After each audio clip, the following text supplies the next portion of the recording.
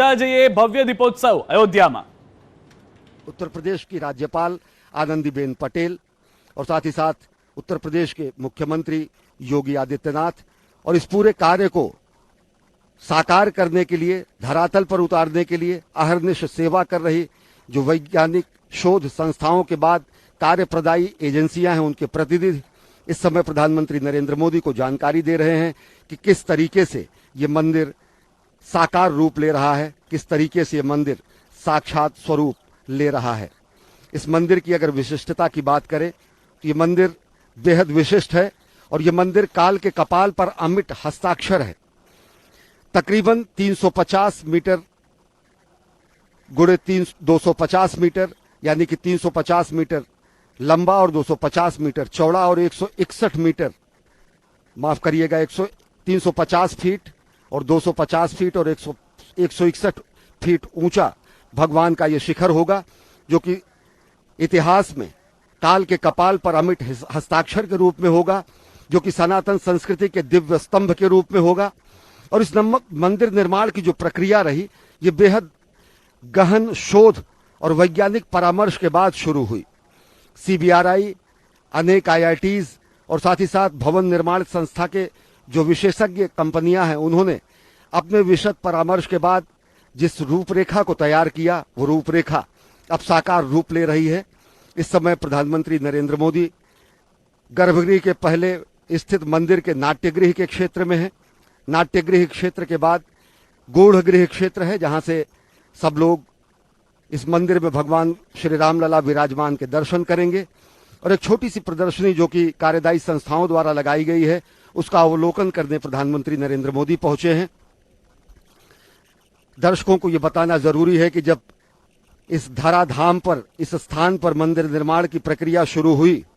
तो यह माना गया कि शताब्दियों पहले यहीं से कभी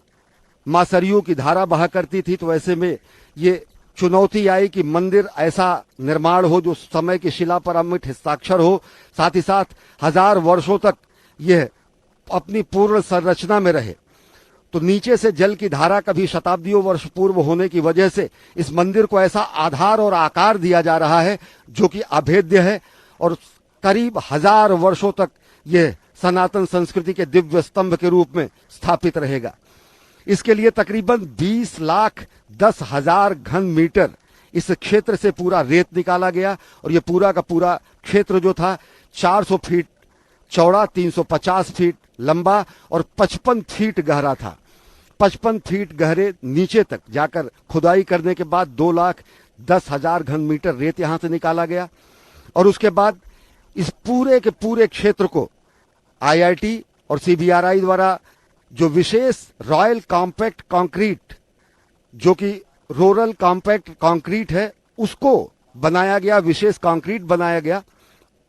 और उसको तकरीबन 1 फीट के लेयर में उसको तब्दील किया गया।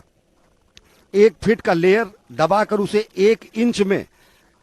परिवर्तित किया जाता था और ऐसे ऐसे तकरीबन 48 स्तर यानी लेयर यहां पर हुए और 480 इंचेस से ज्यादा यानी कि तकरीबन 40 फीट से ज्यादा गहरा एक ऐसा आधार तैयार हुआ जो कि 1 फीट को दबाकर 1 इंच में परिवर्तित किया गया है। इतना वो कॉम्पैक्ट किया गया है जिससे कि मंदिर की जो आधारशिला रहे वो राष्ट्र के बुनियाद की तरह मजबूत हो, हमारे संकल्प की तरह वो मजबूत हो। और उसके बाद इस पर दिव्य भव्य मंदिर के निर्माण की प्रक्रिया शुरू की गई।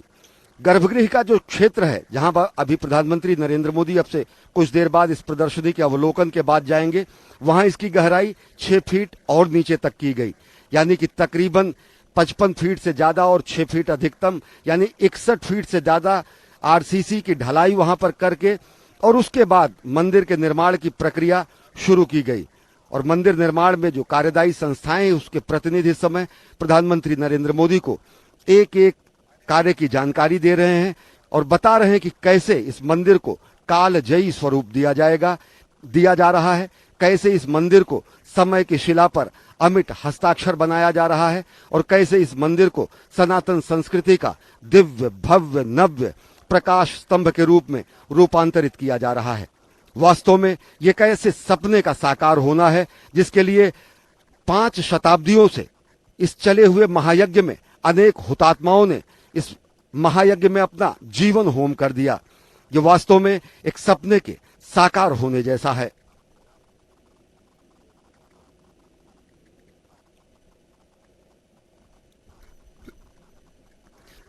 मंदिर निर्माण की इस पूरे क्षेत्र की अगर बात करें तो इस पूरे 61 फीट के आरसीसी की ढलाई के बाद इस मंदिर क्षेत्र में 5 फीट का 2 लेयर्स हैं और ऐसे और ग्रेनाइट के प्लिंथ बनाए गए हैं। जिस अभी जो सीढ़ियां चढ़कर प्रधानमंत्री नरेंद्र मोदी आए वो ऊंचाई उन्हीं प्लिंथ की है और ये तकरीबन 5.5 गुणे 3.5 गुणे 2.5 फीट, यानी इनका वजन तकरीबन एक एक पत्थर का वजन 3.5 टन से ज्यादा है। और इन पत्थरों को आपस में फंसाकर, जो कि प्राचीन काल के मंदिर के निर्माण में जो तकनीक स्थापित की जाती थी उसी आधार से पत्थरों को आपस में जोड़कर एक ऐसा प्लिंथ बनाया गया है जो वो ग्रेनाइट का प्लिंथ है और उसके ऊपर फिर भव्य दिव्य मंदिर का निर्माण हो रहा है। यानी कि तकरीबन 61 फीट का आधार स्तंभ कंक्रीट का आरसीसी और उसके ऊपर 21 फीट की ऊंचाई का प्लिंथ और फिर उस प्लिंथ के ऊपर इस समय, उस आधार के ऊपर इस समय प्रधानमंत्री नरेंद्र मोदी खड़े हैं। पर अब भव्य दिव्य मंदिर का निर्माण चल रहा है और अब जो मंदिर में निर्माण में पत्थर प्रयुक्त हो रहे हैं वो बंशी पहाड़पुर के गुलाबी पत्थर, लाल बलुआ पत्थर हैं, जो कि राजस्थान के भरतपुर जिले के बयाना से लाए जाते हैं। और इस समय कार्यदायी संस्थाओं के प्रतिनिधि प्रधानमंत्री नरेंद्र मोदी को विस्तार से बता रहे हैं कि कैसे इस मंदिर को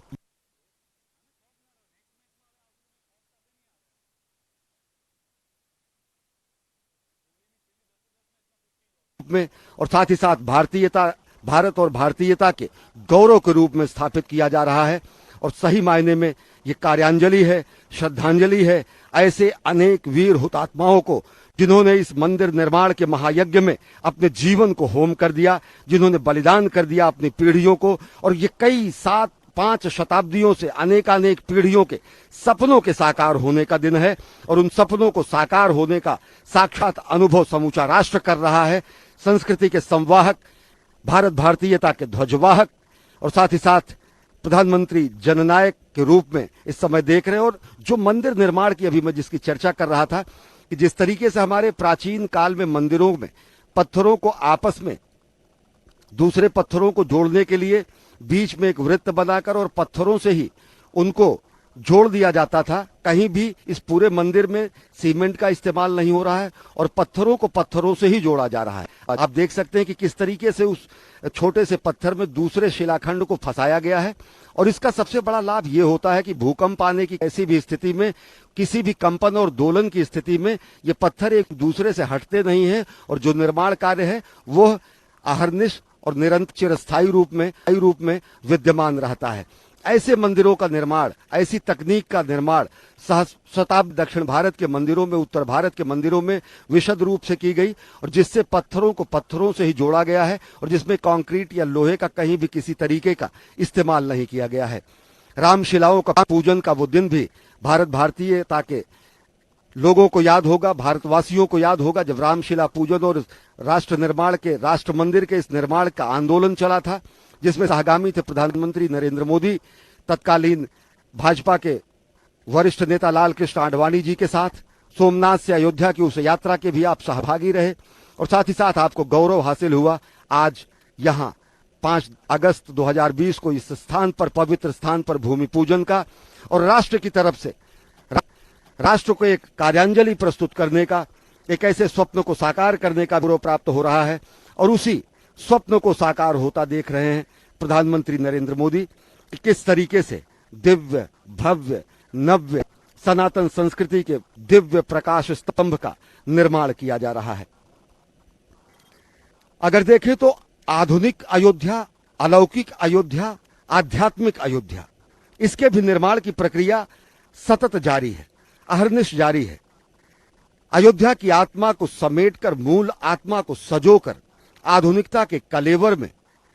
चिर पुरातन नित नूतन अयोध्या के निर्माण का कार्य जारी है। और ये कैसा निर्माण का कार्य है, ये कैसा कायांतरण का कार्य है, ये कैसा रूपांतरण का कार्य है जो अयोध्या की गरिमा और महिमा के अनुरूप हो रहा है।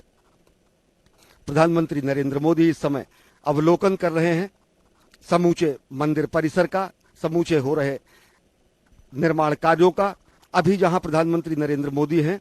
इससे आगे गर्भगृह का वो क्षेत्र है जहां पर भगवान श्री राम लला विराजमान होंगे, जो भगवान श्री राम का जन्म स्थान है, जो भगवान श्री राम के जन्म स्थान के लिए किए गए महायज्ञ के महासंकल्प की सिद्धि का स्थान है, जो अनेकानेक पुण्यात्माओं हुतात्माओं के लिए एक ऐसा बलिदान का स्थान है जिसके लिए भारत भारतीयता और सनातन संस्कृति ने अपने गुलामी के जंजीरों को तोड़ते हुए, गुलामी के प्रतीकों को तोड़ते हुए अपनी सनातन